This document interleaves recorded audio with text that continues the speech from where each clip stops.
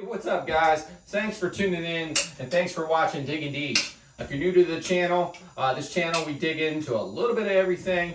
Smash that subscribe button, give me a like or comment down below, and make sure you turn on the bell notifications. Today, we're going to be changing a dirt bike tire. Right back here behind us, we got a CRF 70. We're just going to put a new tube in it.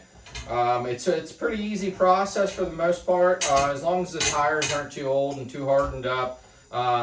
Now I say easy process, some are harder than others. I've done some on full-size dirt bikes that are a pain in the ass, I will say right off the bat. But for the most part, they're not that bad to do by hand, guys. Now you could do the same process I'm doing down on ground and do it pretty much the same way. I just have this little flimsy bent piece of all thread that I got out the top here, and I'll show you as we get closer here, guys. I'm going to up my all thread size coming out of the top of this thing. But this is just a Harbor Freight tire changer. It does pretty good. When you're dealing with tubeless tires, it does break the beads pretty decent. Maybe I'll put out a video on me doing a tubeless tire in the future here. But anyhow, let's get back here and show you how I change dirt bike tires. Guys, it's pretty chaotic right now. I got like 16,000 projects going on at once in a little 10 by 16 here. For starters, just get you a bottle of soapy water and spray around the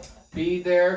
And I have these. I think I got this kit on Amazon. But anyhow, I have these three, and then I have this big bar. And let me tell you something: when you're dealing with a tough tire, the bigger bar really comes in handy when you're trying to get a little more leverage to pop the tire off or even back on. So as you can see, guys, we got the soapy water there, and I always just soap the tire down. One of the trick of the trades, I'll tell you right off the back, when I started changing tires, I did go through a couple tubes on some very hard tires to change. This one should be rather easy, and a good way to tell is just by squeezing the tire. As we know, some are more soft, some are more hard, and if you have a harder tire, obviously it's going to be harder. You know, with age, the rubber does start to harden up. So all the tires are always have a date, so you can tell exactly how old the tire is. I didn't even look at this one. I can tell by squeezing it. It shouldn't be that bad, but that's how I change it. Yes, that's bent, guys. It's just a piece of all thread. It worked for now. All thread right down through the top here is what I'm doing. Now I'm going to up this all thread to like 3/4 or so, whatever I can get in there, the biggest all thread I can get in there, and kind of use the same concept. And then hopefully it won't bend as easy as this.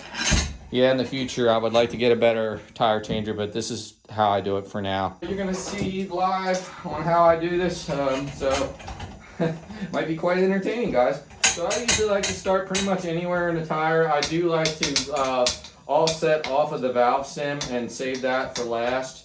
I don't think that matters a whole lot, so get your one spoon in there and get another spoon in there. We're just going to take and pop this, and as you see, the tire will really start to tighten up there a little bit, guys.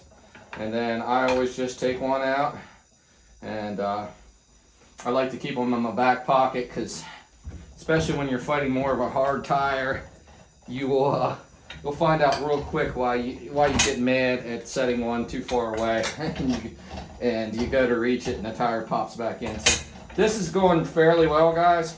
I'll show you another little trick I like to do. Is once I get to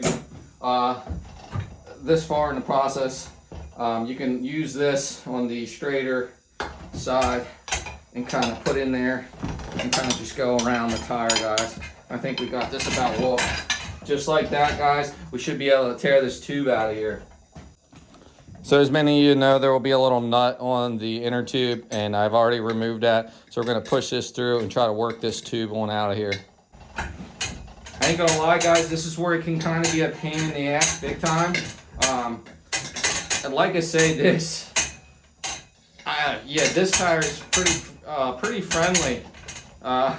Some of them are not so friendly. Now this has got a 2.75, and it's a little small. I got a 3 I'm gonna put in it because this is a 312 tire. So might work out a little better for them.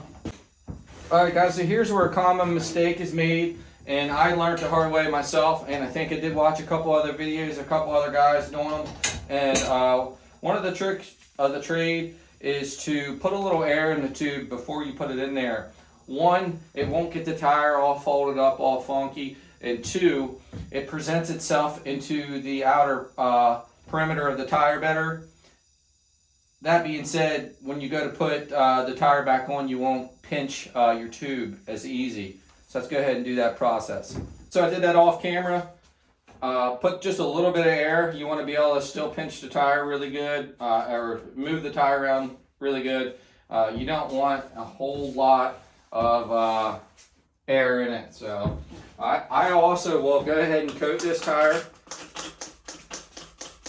It makes it a little bit of a pain in the ass, guys, and slippery to work with, but you'll thank yourself later.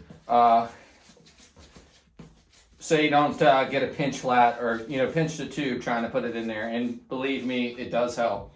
So we're gonna try and fish this tube in there.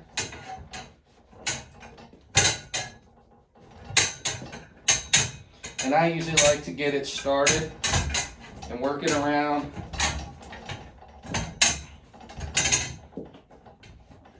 Now, a lot of times, guys, you got to question why the tire popped to begin with. I kind of know the history of why this tire popped on this bike. Not bashing them whatsoever, but just bigger kids like to ride the bike, and they've had frequent pinch flats. And all right, so I have a little bit too much air in there, so that just goes to show. Now, I wish I could get you guys over here to take a look, but what I'm trying to do here is fish this into the hole of the rim. And it kind of fights you, because as you try to push it down here, it wants to work itself back up, but just kind of working in there, and there I got lucky. It went right in there, and then now's when you want to grab a pair of needle nose pliers and kind of start to pull the valve stem out a little bit. And then I like to usually get my nut on it then. That way I know that it's not the valve stem's not going to drop back in there. So we're going to take, well, where the hell did that go? There it is. We're going to take a brand new nut, put on there. And all that there good stuff there. I had a surprise visitor there. So we're going to work this tire in. Just make sure you put your little retaining washer in there, put your nut on, get this tire worked in here. And I like to make sure I set it into the rim pretty good, and you can kind of feel it go down in there, which it is, guys.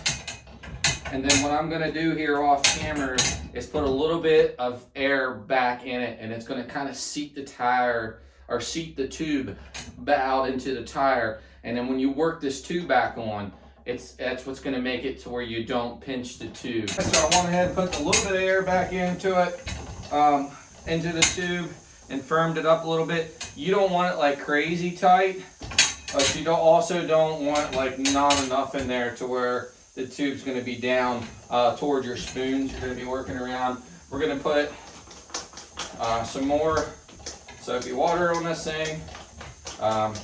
I know people use a lot of different things, baby powder, WD-40, lubricants.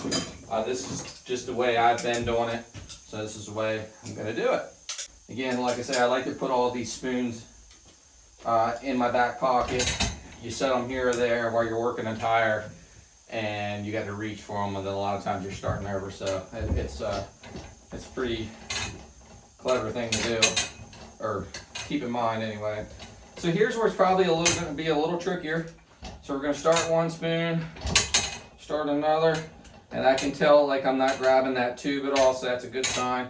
And it gets hard when you get to this point, because it kind of like forces the tire out. That makes this end of the tire a little harder to get on. And what I recommend, guys, is just if you get a bite out here and it starts to seem like it's too much, bring your bite back in a little bit towards the other spoon, and it should go on. And this is, like I say, a little more trickier, and this is where you definitely want all three of these spoons in your back pocket. So I'm going to take my middle out here and try to get around to where we're starting to really bite to get this tube on there. And as you can see, guys, I'm kind of fighting it right now. And sometimes if you had a third hand on this job, it would be so much easier. All right, so valve stem's up here. We're kind of working our way towards it, which I like. I'm gonna pop that in, pop this out. Now, right around this point's where I want to probably reach for my, and I like to wiggle it around, make sure I don't feel like I'm grabbing any of the tube when I do it. And I only gained a little bit there. So like I say, see, I'm back. I know that I'm on the rim. And see, here's where I'm gonna fight my, here's where I'm gonna fight my all thread a little bit. All right, guys, so I'm holding that there, and that's pulling at this spoon here. So once I get to this point, this is useless. I'm gonna go to here, and this here is a must, guys. I like, you could pull it off with these 3 spoons here. I'm not sure you guys can see me. I hope you can. You could pull it off with those 3 spoons here, but I highly suggest getting one of these long